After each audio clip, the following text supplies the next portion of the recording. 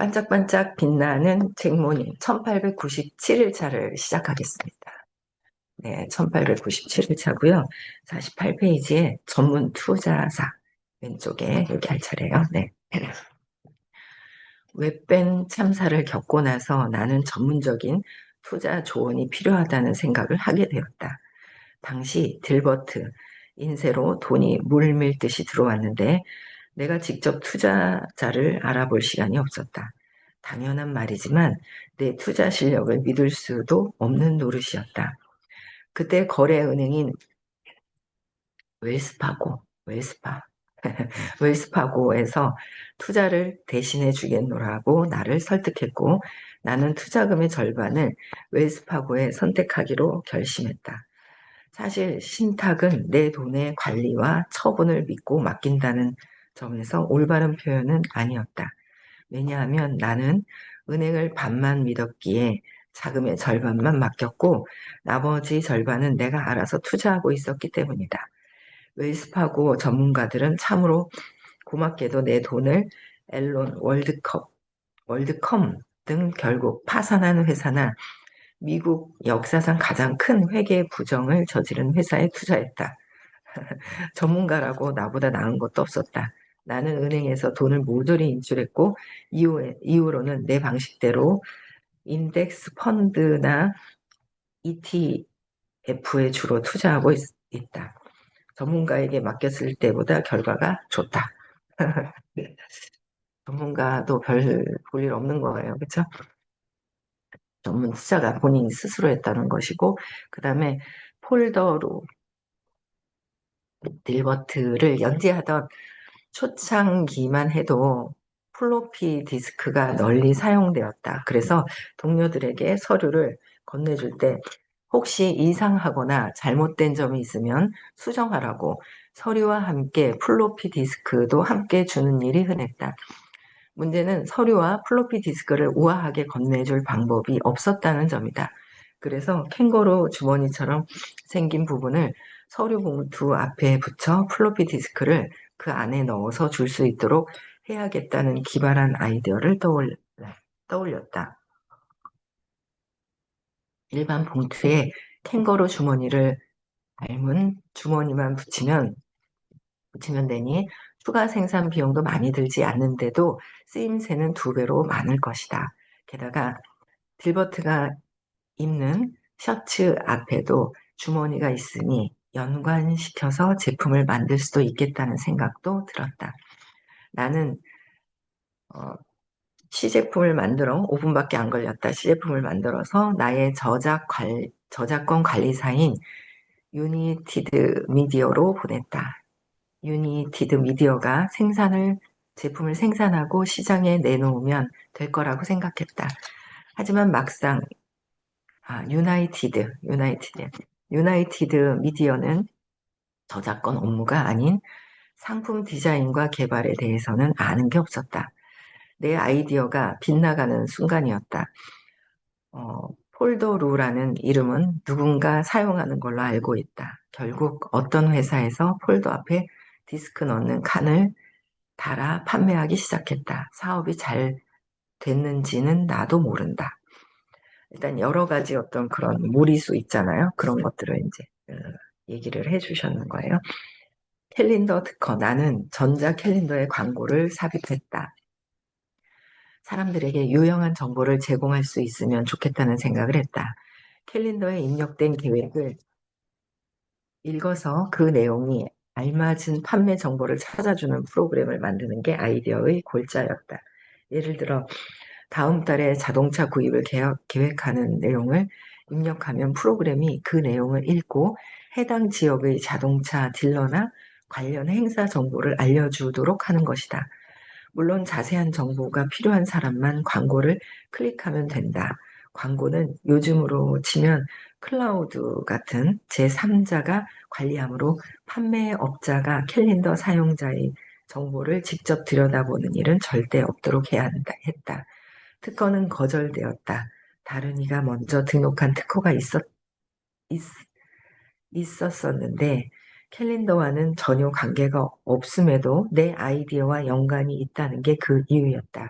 기존 특허를 읽어보니 내용상 내 아이디어와 아무 연관이 없어 보였다. 하지만 특허 변리사의 상의한 끝에 내 아이디어를 포기하기로 했다. 흥미로운 점은 이 특허를 갖고 있는 사람은 본인이 금강에 올라타 있는 줄도 모른다는 사실이다. 특허도 또 빠꾸 당했어요. 키패드 특허. 키패드 참 아이디어가 좋으신 것 같아요. 10개짜리 키패드의 문자 입력 관련 특허를 신청했다. 스마트폰이 등장하기 전으로 일반 10개짜리 키패드를 사용해 문자를 보냈던 시절이었다. 이 방법으로 문자를 보내려면 원하는 절차를 찾기 위해 자판을 여러 번 눌러야 했다. 그래서 2개의 코드를 사용해 원하는 글자를 상상하면서 빠르게 절차를 찾을 수 있도록 키패드를 만들자는 게 내 생각이었다. 특허도 받았다. 하지만 통신 기술이 급격하게 발전하면서 바로 사장되고 말았다. 바로 또 사장이 됐어요. 딜버리토. 딜버트가 유명해지면서 나는 너무 바빠 식사를 제대로 하지 못할 지경이 됐다. 그 외에도 미천한 능력에 비해 넘치는 사랑을 보내준 너그러운 세상에 무언가 보답하고 싶은 마음도 있었다. 그래서 비타민과 미네랄 하루 권장 섭취량을 완벽하게 충족시키는 음식을 만들 생각을 했다. 유일한 직원이었던 식품 전문가와 함께 딜버리토라는 이름의 브리토, 토르티아에서 다진 고기와 야채, 콩을 넣어 돌돌 말아 구운 후 소스를 발라 먹는 멕시코 음식을 만들어 세븐일레븐, 코스트코, 어, 월마트를 비롯해 미국의 주요 식료품점에 납품했다. 여러 가지 이유로 딜버토 판매는 부진했는데 가장 큰 이유는 가판대 진열 방식 때문이었다. 딜버리토가 가판대 아래 칸으로 밀려나면서 제품 판매가 저조했는데 우리에게는 딜버리토를 좋은 자리에 옮겨 놓을 만한 힘이 없었다. 어떤 마트에서는 경쟁사들이 매장 직원을 사주해 우리 제품 앞에 자기네 상품을 배치해서 딜버리토를 묻어버렸다.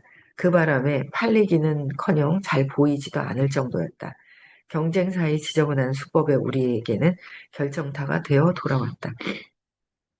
이분은 그 딜버트가 잘 되면서 또 다른 그 사업을 계속 하시네요. 저 같으면은 모르겠어요. 그때 되면 또 다르게 모르겠지만 많이 버는 돈을 기부를 하시고 이쪽에 좀 집중해서 하시면 될 텐데 뭔가 또 투자를 해서 사람들에게 나눠주려고 하는 거이긴 한데 뭔가는 사업을 자꾸 펼치시는 부분들이 있는 것 같아요. 그죠? 우리 제품을 한번 먹어봤던 고객들의 재구매율도 낮았다. 미네랄은 소화가 잘 되지 않았다. 야채와 콩이 가득했던 탓에 딜버리토를 세 입만 먹으면 창자가 튀어나올 정도로 강력한 반기가 나왔다. 나는 수년간 수백만 달러를 쏟아 부었지만 결국 관련 지적 재산권을 팔아버리고 탈출했다. 첫 번째 레스토랑 사업. 또 사업을 또 계속 하시네요, 이분은. 레스토랑 관리 경험이 많은 여성을 만나보고 나서 함께 캘리포니아 프레젠튼의 레스토랑을 열기로 했다. 레스토랑 이름은 스테이시 카페로 지었다. 동업자 이름이 스테이시였기 때문이다. 본인 이름이 출입구 위에 적혀 있는 걸 보면 더 열심히 일할 걸로 판단했다. 나는 자금, 조언, 그리고 법과 금융 분야의 전문을 맡았고 그녀는 창의적인 기업가로서 경영과 관리, 업무 일체를 맡았다. 음식과 서비스가 뛰어났다고 할 수는 없지만 레스토랑은 개업 첫날부터 손님들이 몰려들었다. 매출도 뛰어 올랐다. 우리가 초기에 성공할 수 있었던 이유는 그 지역 인구에 비해 레스토랑 수가 적었기 때문이었다. 그 지역 레스토랑들은 음식이나 가격에 상관없이 모두 붐볐다. 우리 음식의 질과 서비스가 보통에서 동네 최고 수준으로 향상되자 다른 모든 부분이 이상한 방향으로 흘러가기 시작했다. 운영비가 꾸준히 상승했고 주위에 새로운 식당들이 생기면서 우리 손님을 야금야금 빼앗아갔다. 레스토랑은 여전히 흑자를 기록하고 있었지만 가장 바쁜 저녁 시간대에 손님들을 맞을 테이블이 충분하지 않는다는 게 가장 큰 문제였다. 그래서 점점점점 두 번째 레스토랑 사업 약 8km 다 망했어요. 8km 떨어진 곳에 두 번째 레스토랑을 열었다. 새 레스토랑은 기존 메뉴와 달랐고 인테리어도 고급스러웠으며 첫 번째 레스토랑의 2배 정도로 넓었다. 물론 임대료도 3배나 비쌌다. 그래도 좌석만 다 채우면 노다지가 쏟아질 거라 생각했기에 문제가 되지 않았다. 요즘은 좌석이 많지 않아도 잘 되는 데는 줄 서 있잖아요. 번호판 대기하고 있고. 그래서 장소도 크기도 중요하진 않은 것 같아요. 그죠? 제일 중요한 건 에너지죠. 우리는 알죠.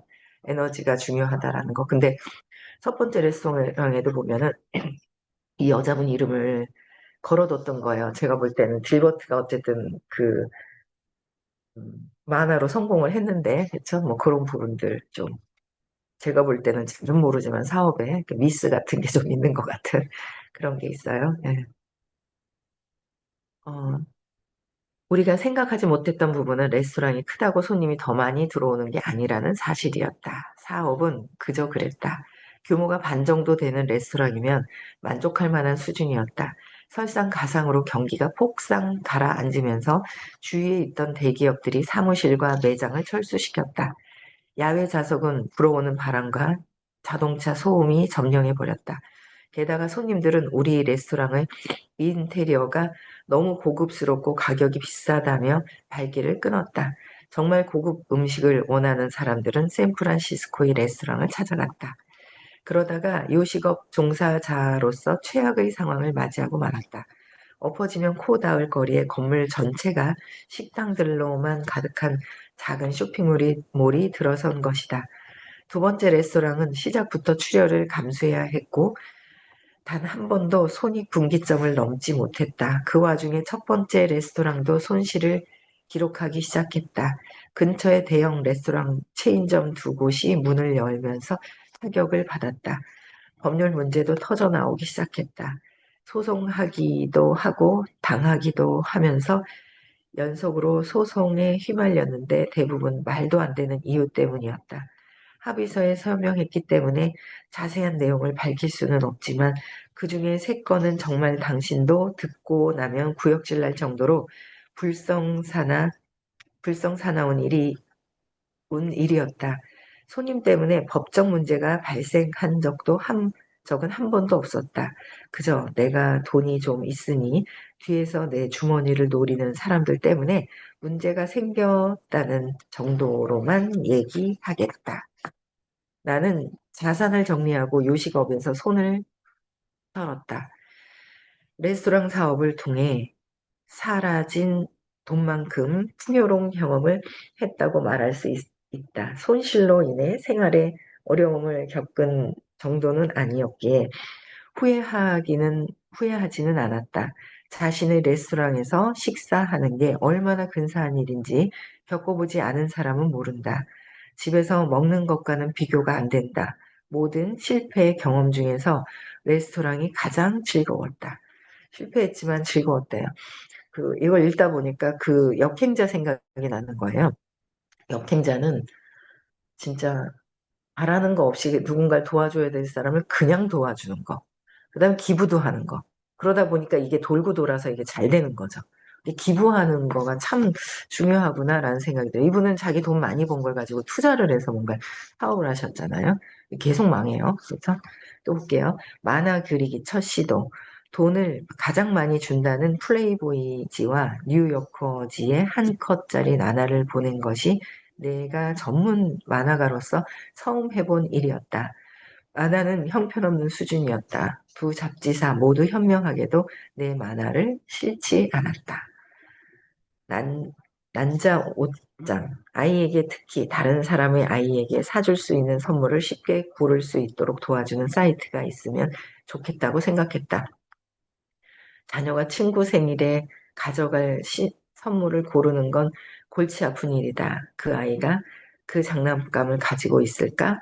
가지고 싶어 할까? 다른 부모가 똑같은 장난감을 준비하면 어떡하지? 더 비싼 선물을 준비하는 부모가 있으면 어떡하나? 이 모든 걸 고민하고 전화나 메일로 서로 알아보는 과정이 여간 번거로운 게 아니다. 나는 인도에 있는 프로그램 전문가를 고용해서 아이들을 위한 선물, 등록, 사이트를 만들기로 했다. 친구나 가족이 자신의 비밀 옷장을 살짝 들여다보면 갖고 싶은 물건과 이미 가지고 있는 물건이 무엇인지 알 수 있게 한다는 의미에서 사이트 이름을 닌자 옷장으로 만들었다. 아이가 갖고 싶은 것을 확인한 부모들은 서로 상의해서 선물을 선택할 수 있다. 아이들이라면 다른 아이와 어떤 물건을 가지고 있는지 분명히 보고 싶어 할 거라고 나는 판단했다. 대신에 부모의 허락 없이는 아무도 그 아이의 옷장을 볼 수 없게 만들면 된다. 나는 지금도 그게 멋진 아이디어라고 생각한다. 하지만 비용을 줄이기 위해 인도에 거주하는 프로그래머를 고용한 게 화근이었다. 시차와 소통 문제가 발생했고 나도 이 일에 투자할 시간이 제한되어 있었기 때문에 제대로 진행되지 않았다. 많은 시간과 비용을 투자했지만 결국 포기하기 하고 말았다. 계속 망하고 있습니다. 엄청나게 많은 참난한 실패의 역사를 이제 조금 적어 놓으셨어요. 그렇죠? 네, 그다음 5번 단락에 죽을 뻔한 최악의 선택. 죽을 뻔한 상황도 있었다는 거예요. 네, 대체로 대체로 실패라고 하면 운이 없거나 무지하거나 아니면 그냥 멍청하거나 이 세 가지 이유 중 하나라고 생각하게 된다. 운이 없거나 무지하거나 아니면 그냥 멍청하다. 대학 시절 나는 이 세 가지 모두가 합쳐진 실패에 한 방 크게 얻어맞은 경험이 있다. 정말 죽다 살아나왔다. 대학 4학년 겨울이었다. 내가 괜찮은 공인회계사가 될 자질을 충분히 갖추고 있을지도 모른다는 생각을 하기 시작했다. 회계사가 되면 숫자에 익숙해지고 그러면 아무래도 사업이 돌아가는 원리를 배우기에 좋겠다는 생각이 들었던 거다. 나중에 어떤 사업을 하더라도 회계 전문 업무를 통해 얻은 경험을 언젠가 써먹을 수 있겠다 싶었다. 당시 소위 빅 에잇에 속하는 회계법인 중 한 곳의 신입사원을 돌아갈 수 있다면 더 이상 바랄 게 없었다. 그래서 어찌어찌 뉴욕주 시러큐스에 있는 한 회사의 면접을 보기로 했다. 학교에서 면접 장소까지는 차로 2시간 거리였다. 면접 당일 뉴욕 북부에는 특유의 눈보라가 불어닥치고 비가 떨어져 나갈 정도로 추운 날씨였다. 그래도 재킷이 굳이 필요 없겠다는 생각이 들었다. 차를 타고 가서 주차하고 바로 건물로 들어갔다가 면접이 끝나고 나와서 바로 차에 올라타면 되니까. 이게 그날 내가 내린 멍청한 결정들 중에서도 가장 멍청한 결정이 될 거라는 걸 그 누가 알았으랴. 내가 저지른 두 번째 실수는 회계법인의 면접을 보러 갈 때는 정장을 입고 넥타이를 매야 한다는 사실을 몰랐다는 거다. 내 생각은 이랬다. 제출한 이력서에 대학생이라고 기재했으니 저들도 내가 대학생이라는 사실을 당연히 알고 있을 테고 그렇다면 대학생처럼 옷을 입고 가는 게 맞지 않을까 싶었던 거였다. 내 중심이었죠. 내가 그러니 저들이 알 것 같다. 이런 거 있잖아요. 내 중심으로 되어 있잖아요. 생각하는 게. 그래, 내가 그 정도로 뭘 모르는 사람이었다. 단지 이 점만 알아주기 바란다. 그 모든 게 내가 그러니까 쟤 왜 저럴까? 쟤 이상하다. 근데 그게 공부하면서 제일 그 궁금했던 게 그거잖아. 쟤 왜 저러지? 이 정도를 알면 이렇게 이 정도 미치면 이 정도는 알 것 같은데 쟤 왜 저러지? 하는 게 제일 문제죠. 내 위주로 생각하기 때문에 모든 사람들이. 그래서 그게 아니라 상대방을 이해할 수 있는 마음. 네, 그게 되어야 돼. 근데 내 신념이 자꾸 내 기준을 내려놓잖아요. 그럼 내 기준을 내려놓게 되면 상대방이 이해하는 그런 마음이 더 들어오는 것 같아요. 그래서 당시 내 주위에는 화이트 칼라가 단 한 명도 없었다. 나는 정장은 물론이고 넥타이도 없었다. 면접관이 나를 흘낏 쳐다보더니 이렇게 말했다. 기본이 안 돼 있다고 나를 문까지 안내하며 다른 면접에 갈 계획이 있다면 정장을 입는 게 좋을 거라고 조언을 덧붙였다. 참담했다. 하지만 비참했던 나의 그날은 그게 끝이 아니었다. 그때까지는 단지 나의 무지와 멍청함을 깨닫는 것으로 하루가 끝날 줄 알았지만 그보다 더한 불운이 기다리고 있었다.